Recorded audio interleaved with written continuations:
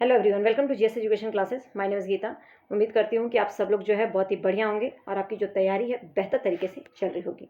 तो आज हम जो है डिस्कस करने वाले हैं CDP, child development and pedagogy, अर्थात बाल विकास एवं शिक्षा शास्त्र का मोस्ट इंपॉर्टेंट टॉपिक समावेशी शिक्षा, इंक्लूसिव एजुकेशन क्या होता है। ठीक है, और आप लोगों को मैंने पहले बताया था कि जो सीडीपी है इसमें जो है 30 नंबर की सीडीपी में आपका 15 नंबर जो है बाल विकास से आता है, मतलब कि चाइल्ड डेवलपमेंट से आता है, और 5 नंबर का जो है आपका टॉपिक जो है इंक्लूसिव एजुकेशन, 5 मार्क्स का टॉपिक है। इसमें हमें जो है 3 चैप्टर होते हैं, कौन कौन से उस पर मैं बात करूंगी अभी। और 10 नंबर का जो है आपकी पैडागोजी आती है। ये तो चीज़ें मैं ऑलरेडी आपको पहले बता चुकी हूँ, लेकिन जो इंक्लूसिव एजुकेशन है इससे 5 नंबर का क्वेश्चन जो है आता है। देखिए, इसमें 5 नंबर में जो है 3 टॉपिक कौन कौन से, एक तो वंचित सहित जितने भी अलग अलग पृष्ठभूमि से जो बच्चे आते हैं उनका जो है इंक्लूजन करना, बाकी बच्चों के, सामान्य बच्चों के साथ जो है वंचित जो बच्चे हैं चाहे वो किसी भी पृष्ठभूमि के, उनको भी उनके साथ पढ़ाना। ठीक है, दूसरा टॉपिक जो है अधिगम अक्षमता संबंधी समस्याएं। अगर किसी भी बच्चे को अधिगम से संबंधित कोई समस्या है, कोई कठिनाई है, उनके भी समस्याओं पर जो है, उनके समस्याओं को ध्यान में रखते हुए इन बच्चों के साथ ही जो है पढ़ाना, चाहे स्ट्रैटेजी आपको उसमें बदलाव करनी पड़े। तीसरी चीज़ जो है आपका जो प्रतिभाशाली बच्चे होते हैं, जो मतलब कि रचनात्मक बच्चे होते हैं, क्रिएटिव बच्चे होते हैं, उसके साथ जो है आपको जो मतलब विशेष प्रकार के बच्चे, जो विकलांग बच्चे हैं, उनका भी इंक्लूजन करना, मतलब इन बच्चों के साथ ही जो है विशेष सुविधाओं के तहत जो है इनको जो है पढ़ाना। तो इन सभी प्रकार के व्यक्तिगत विभिन्नता को ध्यान में रखते हुए एक ही कक्षा में जो है बच्चों को पढ़ाना क्या कहलाता है, समावेशी शिक्षा। तो ये सीडीपी का मोस्ट इंपॉर्टेंट टॉपिक है। आप लोग बता दो कि सीडीपी का मोस्ट इंपॉर्टेंट टॉपिक है, जिससे 5 नंबर का क्वेश्चन आता है, और इसके क्वेश्चन को करना बहुत ही आसान है। अगर आप लोगों ने इसको ढंग से नहीं भी पढ़ा तो जो चीज़ें मैं समझाऊंगी, देखिए अगर ये टॉपिक आपने नहीं भी पढ़ा होगा ना, जो चीज़ें मैं आपको समझाऊंगी बस उसको ध्यान में रखिएगा। उसके बाद जो है आप क्वेश्चन में जब भी क्वेश्चन पढ़ेंगे, ऑप्शन दिया होता है, ऑप्शन को एलिमिनेट करके आप सही आंसर तक पहुंच सकते हैं। ये ट्रिक जो है मैं आप लोगों को बताऊंगी। समावेशी शिक्षा जो टॉपिक है इसको तो एक्सप्लेन करूंगी, साथ में आप लोगों को जो है ट्रिक के साथ क्वेश्चन कैसे करना है वो उस पर भी जो है मैं आपको बताने वाली हूँ। वो जो है मैं ट्रिक के साथ करवाने वाली हूँ, तो क्वेश्चन भी इसमें हम करेंगे। ठीक है, जो कि प्रीवियस ईयर के ही क्वेश्चन है।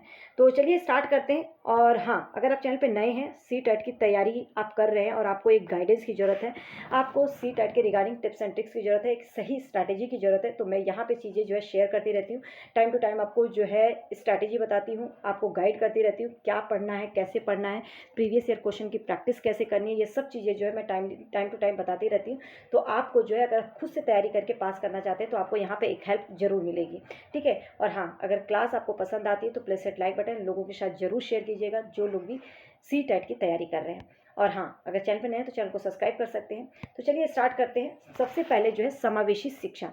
देखिए, इसमें मैंने एक चीज़ आप लोगों को बताया कि अधिगम अक्षमता जो है वो मैं आप लोगों के साथ ऑलरेडी डिस्कस कर चुकी हूँ, तो उस पर हम बात नहीं करेंगे।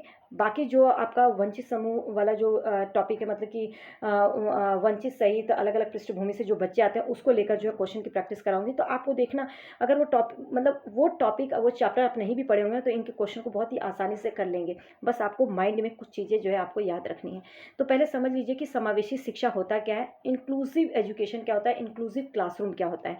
तो देखिए, इसका जो अर्थ है समावेशी, समावेशी का मतलब होता है जैसे कि इंक्लूजन, मतलब कि लोगों को इंक्लूड करना। ठीक है, समावेशी शिक्षा सभी लोगों को एक साथ रखना। तो समावेशी शिक्षा का अर्थ है कि जो सामान्य बच्चे हैं, सामान्य के साथ साथ जो विशिष्ट प्रकार के बच्चे हैं, देखिए सामान्य बच्चे के साथ साथ जो विशिष्ट प्रकार के बच्चे हैं उनको भी बिना किसी भेदभाव के एक ही विद्यालय में शिक्षा देना। ठीक है, तो वो क्या कहलाता है, समावेशी शिक्षा। तो याद रखिएगा, समावेशी शिक्षा सामान्य बच्चे के साथ साथ जो विशिष्ट प्रकार के बच्चे हैं, चाहे वो विकलांग हो या वंचित समूह से आते हों या अधिगम संबंधी कोई उनको कठिनाई हो, उन सभी बच्चों से बिना किसी भेदभाव के एक ही स्कूल में शिक्षा देना, तो क्या कहलाता है, समावेशी शिक्षा। तो एक तरह से हम ये बोले कि समावेशी शिक्षा के तहत जो है सामान्य बच्चों के साथ साथ विशिष्ट प्रकार के बच्चों को भी शिक्षा देना, मतलब सब एक साथ जो है मिलकर पढ़ें, जिसमें कि लोगों में जो है भेदभाव न किया जाए, लोगों को अलग अलग कैटेगरी में न बांटे जाए कि हाँ ये बच्चा जो है विकलांग है इसको अलग रखा जाए, ये अंधा है, ये इसको सीखने में कमज़ोर है तो इसको अलग रखना। तो इस तरह से कैटेगराइज ना करके एक ही क्लासरूम में एक ही जगह पर बैठाकर अलग अलग स्ट्रैटेजी के थ्रू जो है बच्चों को समझाना। ठीक है, ये होता है समावेशी शिक्षा। अब इसका कॉन्सेप्ट को थोड़ा सा समझिएगा, इंक्लूसिव एजुकेशन। क्यों किया जाता है ये? देखिए, समावेशी शिक्षा जो है सभी नागरिकों में समानता के अधिकार की बात करता है। मतलब हर एक बच्चा, क्योंकि शिक्षा का सबको अधिकार है, तो सभी बच्चों को जो है समान शिक्षा मिलनी चाहिए। तो ये बात हो गई। समावेशी शिक्षा के द्वारा जो सामान्य विद्यालयों में सामान्य बालकों के साथ जो विशिष्ट बच्चे होते हैं, उनको जो है कुछ अधिक सहायता प्रदान करके, जैसे कि जो बच्चे जो है फिजिकली मतलब कि विकलांग हैं, तो उनके लिए सही से स्टेयर्स बनाना ताकि वो ऊपर चढ़ सकें। जो बच्चे अंधे हैं तो उनको आगे बैठने की व्यवस्था करना, ब्रेल के द्वारा जो है उनको बताना, ठीक है। और मतलब जिन बच्चों को अधिगम संबंधी कठिनाई है, तो कुछ विशेष सुविधाओं के तहत जो है उनको अलग टेक्निक के थ्रू जो है उन्हें समझाना। तो अधिक सहायता प्रदान करके कोशिश की जाती है एक साथ शिक्षा देने की। तो कॉन्सेप्ट ऑफ इंक्लूसिव एजुकेशन जो है समानता के अधिकार की बात करता है। कई बार जो है पूछा जाता है कि समावेशी शिक्षा की जो अवधारणा है ये किसकी बात करता है? तो याद रखिएगा, समानता के अधिकार की बात करता है। शिक्षा में समानता के अधिकार की बात करता है। ये क्वेश्चन आया हुआ है। आगे देखिए, समावेशी शिक्षा का महत्व क्या है, इसका क्या मूल्य है? तो बालकों में देखिए, जब सभी प्रकार के बच्चे, जो सामान्य बच्चे हैं, जैसे मैंने बताया ना, सामान्य बच्चे जो हैं, उन सामान्य बच्चों के साथ जो विशिष्ट प्रकार के बच्चे हैं, चाहे वो विकलांग हों, चाहे वंचित पृष्ठभूमि से आ रहे हों, चाहे कोई भी अधिगम संबंधी उन्हें कठिनाई है, जब एक ही साथ बैठाकर एक टेबल पे जो है, एक ही क्लासरूम में जब उनको शिक्षा दी जाती है, तो उनमें एकता और समानता का विकास होता है। कि ये जो बच्चे होते हैं ना, ये अपने आप को वंचित ना समझें, जो अलग पृष्ठभूमि से आ रहे हैं, वो कहीं ना कहीं अपने आप को इनसे अलग ना समझने लगें और एक दूसरे के सामने आने में हिचकिचाएं, इनका कॉन्फिडेंस डाउन हो। इसलिए जो है एक साथ जो है इनको बैठाकर शिक्षा दी जाती है, ताकि ये बच्चों में एकता बनी रहे, सब एक दूसरे को नीचा ना देखकर एक बराबर देखें और इनमें समानता का विकास हो। ठीक है, ये कारण है। समावेशी शिक्षा जो है कम खर्चीली भी होती है। अलग अलग, अगर इनके लिए जो है अलग अलग टीचर हायर करना पड़ेगा, अलग अलग स्कूल बनाने पड़ेंगे, तो अलग अलग खर्चे भी होंगे। तो ये कम खर्चीली होती है। बालकों को मानसिक विकास, नैतिक विकास, सामाजिक विकास और आत्मसम्मान की भावना का विकास सही रूप में होता है। जब एक साथ बच्चे बैठते हैं तो इनका मानसिक डेवलपमेंट, अगर अलग अलग कर देंगे तो वो बच्चे को कहीं ना कहीं जो है वो मेंटल प्रेशर होगा कि मैं इन बच्चों से अलग हूँ, मैं इस बच्चे से कम हूँ। ठीक है, नैतिक विकास भी नहीं हो पाएगा। ठीक है, जो मोरल वैल्यूज़ हैं उनको कहीं ना कहीं एक दूसरे के प्रति सम्मान की भावना नहीं आ पाएगी। सामाजिक विकास, एक दूसरे से सोशल इंटरेक्शन करने में भी जो है इन्हें क्या होगा, समस्या होगी। तो इन लोगों के एक दूसरे के प्रति जो है सेल्फ रिस्पेक्ट जो होता है, जो एक दूसरे के रिस्पेक्ट देना होता है, उसकी भी भावना नहीं जो है इनमें, वो भी नहीं डेवलप हो पाएगी। तो अगर एक साथ देते हैं तो ये सब चीज़ें जो है सही रूप से विकसित होती है सभी बच्चों में। समझ में आ रहा है ना? तो ये पॉइंट आपको याद रखना है। समायोजन की समस्याओं को दूर करने के लिए महत्वपूर्ण है। ठीक है, समायोजन की जो समस्याओं को जो है दूर करना बहुत ज़्यादा ज़रूरी है। तो कुछ चीज़ें जो आपको याद रखना है इसमें पॉइंट्स जो है, देखिए, समावेशी शिक्षा जो है विशिष्ट और सामान्य बालकों के मध्य एक स्वस्थ सामाजिक वातावरण पैदा करता है। मतलब एक हेल्दी सोशल इन्वायरमेंट देता है। इनको एक दूसरे के साथ जो है एक दूसरे के साथ इंटरेक्शन करने में, लाइफ के किसी भी पड़ाव पर हों, एक दूसरे के लिए जो है सहायक सिद्ध हो सके। ठीक है, समावेशी शिक्षा विशिष्ट बालकों को भी उनके व्यक्तिगत अधिकारों के साथ साथ उसी रूप में स्वीकार करती है। विशिष्ट बालकों के, देखिए अब यहाँ पर विशिष्ट बालकों की जो बात करें, विशिष्ट बालकों के जीवन स्तर को ऊंचा उठाने के लिए उनके नागरिक अधिकारों को सुरक्षित रखने का काम करती है। कौन? Inclusive education. समावेशन के दौरान सभी बच्चों को उनकी पृष्ठभूमि व क्षमताओं में विभिन्नता होते हुए भी एक ही विद्यालय में संबोधित किया जाता है। तो इससे बच्चों में जो है इनका मानसिक विकास होता है, इनका सामाजिक विकास होता है, नैतिक विकास जो है सही से होता है। एक दूसरे के प्रति जो आत्मसम्मान की भावना होती है, एक दूसरे का जो है सम्मान की भावना होती है, वो सब चीज़ें जो है अच्छे से विकसित होती हैं। और कहीं ना कहीं जो है विशिष्ट बालकों के जीवन स्तर को ऊंचा उठाने के लिए ये बहुत ज़्यादा ज़रूरी है। और इसके लिए जो है जो नागरिक अधिकार इनके लिए जो है सुरक्षित रखने का काम करती है इंक्लूसिव एजुकेशन। तो उम्मीद करती हूँ ये सभी पॉइंट्स जो है आपको अच्छे से समझ में आ गए होंगे। और ये जितने भी पॉइंट्स हैं एक बार और आप जो है रिपीट कर लेंगे ना। वैसे बस आपको बस ये याद रखना है कि किसी प्रकार के भी बच्चे हैं एक साथ उनको रखना, ताकि उनके अंदर जो है उनका नैतिक विकास, उनका मानसिक विकास, उनका सामाजिक विकास, उसमें एक दूसरे के प्रति आत्मसम्मान जो है वो जो है विकसित हो सके। इस चीज़ को याद रखना है। और ये समावेशी शिक्षा का जो कॉन्सेप्ट है, ये समानता के अधिकार की बात करता है, ये आपको याद रखना है। तो ये 3-4 पॉइंट जो है आपको अच्छे से रखना है, याद रखना है। अब इससे रिलेटेड जो है क्वेश्चन की प्रैक्टिस कर लेते हैं, 4-5 क्वेश्चन जो है कर लेते हैं, जिससे कि आपको पता चल जाएगा कि किस तरह के क्वेश्चंस आते हैं। ये जितने भी क्वेश्चन है प्रीवियस ईयर के क्वेश्चन है, ठीक है, जिसमें आपको रटने की जरूरत नहीं है बल्कि क्वेश्चन को समझने की जरूरत है। तो देखिए, एक शिक्षिका एक शिक्षिका वंचित समूह से आने वाले बच्चे का सफलतापूर्वक समायोजन किस प्रकार कर सकती है।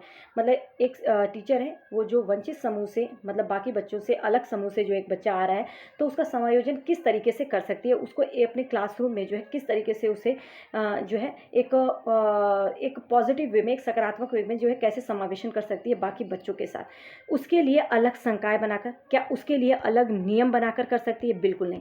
जहाँ पे अलग की बात आ गई तो वो बच्चा फिर अलग ही समझने लगेगा अपने आप को। और यहाँ पे जो है समावेशी शिक्षा जो है वो किसकी बात करता है, जो समायोजन है वो समानता की बात करता है। तो यहाँ पे अलग उसके लिए नियम बनाएंगे तो ये तो गलत हो जाएगा। तो यहाँ पे जो है ये ऑप्शन गलत होगा। उसके लिए घर पर ट्यूशन लेना अनिवार्य करके, क्या ये सही है? ट्यूशन कभी भी प्राइवेट ट्यूशन की, अगर किसी भी ऑप्शन में प्राइवेट ट्यूशन की बात हो तो वो आपका ऑप्शन गलत होता है। उनके लिए सामाजिक और सांस्कृतिक परिवेश की उपेक्षा करके, मतलब कि उनके जो जिस भी वो पृष्ठभूमि से आ रहे हैं, जिस भी समाज से आ रहे हैं, जिस भी उनका जो भी संस्कृति है उसकी जो है उपेक्षा करके, उसको जो है निग्लेक्ट करके, तो इस तरीके से करेंगे तो बच्चे में जो है नकारात्मक भावना पैदा होगी। किसी के भी, आप कहीं पर भी आपके जो भी सामाजिक सांस्कृतिक पृष्ठभूमि है, अगर कोई उसकी उपेक्षा करेगा, उसको जो है नीचा दिखाएगा, निग्लेक्ट करेगा, तो आपको कैसा लगेगा? तो इसी तरह से बच्चे के अंदर जो है नकारात्मकता पैदा होगी। तो इस तरह का ऑप्शन हमेशा गलत होता है। समावेशन जो है समानता की बात करता है। तो इस प्रकार का अगर कोई बच्चा है वंचित समूह से आ रहा है तो उसका समायोजन किस तरीके से टीचर कर सकती है? उनमें अपनेपन की भावना पैदा करके, मतलब उनमें उन बच्चों के सामने जो है वो अपने आप को ऐसे दिखाए कि वो जो है वो जो बच्चे हैं उनकी तरह ही हैं। साथ में उनका आत्मविश्वास बढ़ाकर, ठीक है, उनका जो आत्मविश्वास है उसको बढ़ाकर वो बाकी बच्चों की तरह ही हैं और बहुत अच्छा है, बहुत अच्छा आप जो है कर सकते हैं। तो अपनेपन की भावना पैदा करके उनका आत्मविश्वास बढ़ाकर, तो शिक्षक जो है वंचित समूह से आने वाले बच्चों का अगर सफलतापूर्वक समावेशन करना चाहती है तो ना ही तो उसके लिए अलग नियम बनाना है, ना ही ट्यूशन देना है, ना ही उसके सामाजिक सांस्कृतिक जिस भी इन्वॉल्वमेंट से आ रहा है उसकी उपेक्षा करनी है, बल्कि उसके अंदर जो है अपनापन की भावना कि तुम अलग नहीं हो, हमारे जैसे ही हो। और उसके अंदर ये चीज़ दिखाना नहीं, उसको जो है उसको शो करना, ठीक है, बोलना नहीं, शो करना है, उसके साथ जो है प्यार से रहना जैसे बाकी बच्चे हैं। तो ये चीज़ जो है टीचर को करनी चाहिए। तो फोर्थ ऑप्शन जो है करेक्ट होगा। क्वेश्चन नंबर सेकंड, एक समावेशी कक्षा के संदर्भ में कौन सा कथन सही है? देखिए किस तरीके से एलिमिनेट करके हम इसको करेंगे, देखते हैं।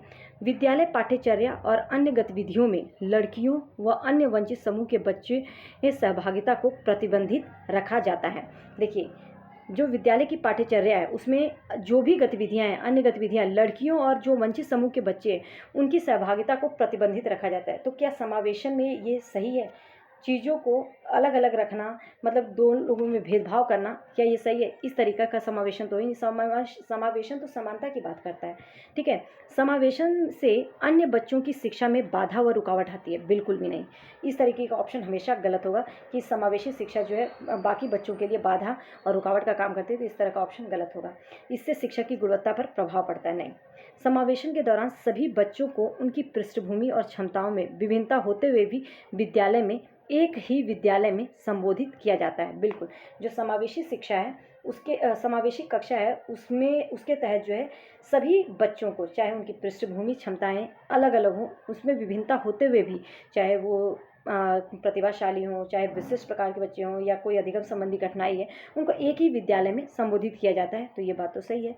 समावेशन केवल विकलांगता से जूझते बच्चे से संबंधित ही होती है? क्या ये बात सही है? समावेशन केवल जो विकलांग बच्चे हैं उनके लिए नहीं, वंचित समूह से जो पृष्ठभूमि से बच्चे आते हैं, जो अधिगम संबंधी कठिनाइयाँ होती है वो भी बच्चे आते हैं। तो ये ऑप्शन भी गलत हो गया। तो यहाँ पे थर्ड ऑप्शन जो आपका करेक्ट है। अब बताइए ये ऑप्शन आपको क्या इसके लिए पढ़ने की जरूरत थी? नहीं, यहाँ पे समझने की जरूरत थी। एलिमिनेट करके आप आसानी से आंसर पता लगा सकते हैं। एक समावेशी कक्षा में कौन सा शिक्षा शास्त्र विद्यार्थियों के सीखने में बाधक होगा?